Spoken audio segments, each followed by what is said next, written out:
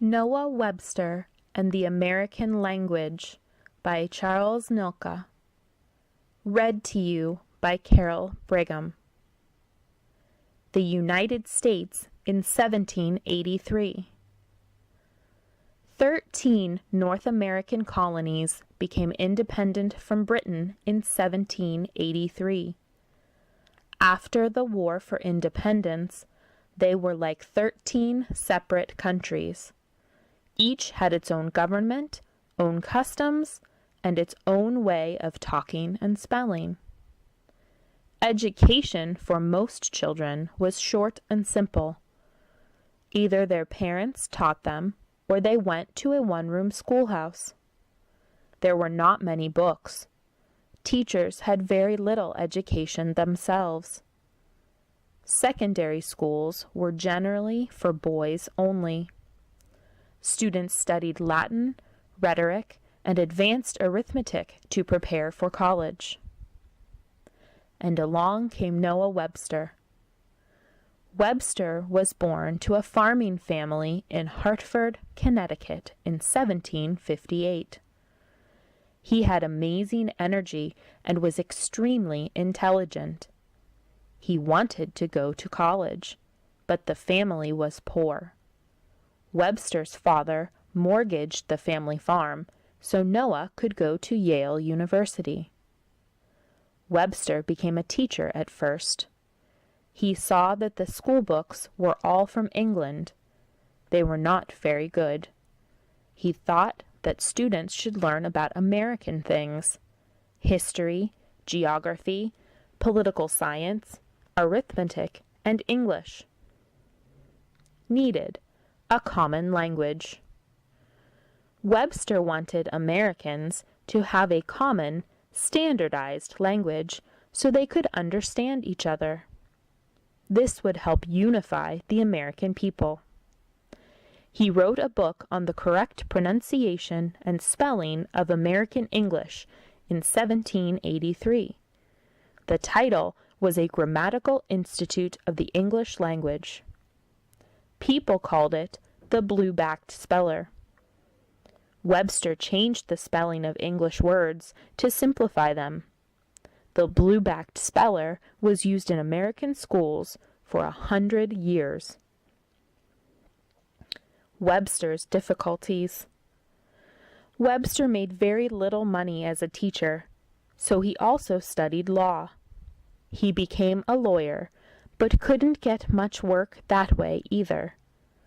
With a wife and 8 children, he often had to borrow money. Webster didn't feel comfortable with people. He had a lot of anxiety. He was sometimes very depressed.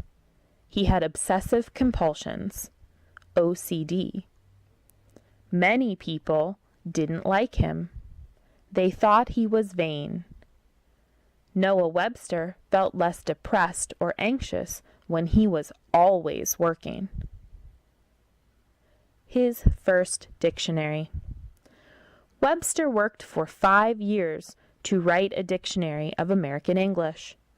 He included many words that were not in the British dictionary. People laughed at it. They thought there was no need for his compendious dictionary of the English language. Getting copyright protection. Noah Webster wanted the new country to have copyright protection for writers. Copyright would keep someone from stealing an author's work. He thought that this would help build the country's literature.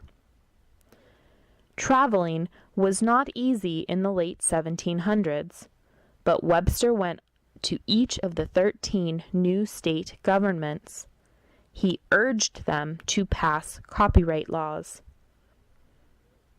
Webster as advisor. George Washington and Benjamin Franklin asked Webster for advice on many things. Webster said that the country needed a strong constitution. A constitution would help the states to stay together. Explaining the Constitution. Some leaders did not want the country to have a strong central government.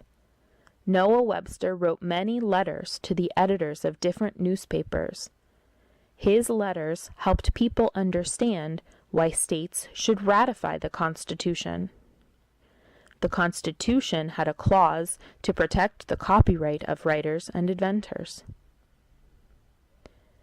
The Complete Dictionary.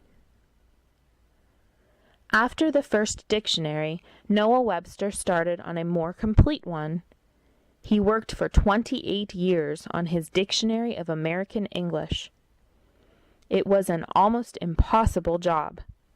He had to know how each word was used in American literature, in American newspapers, and in American history books.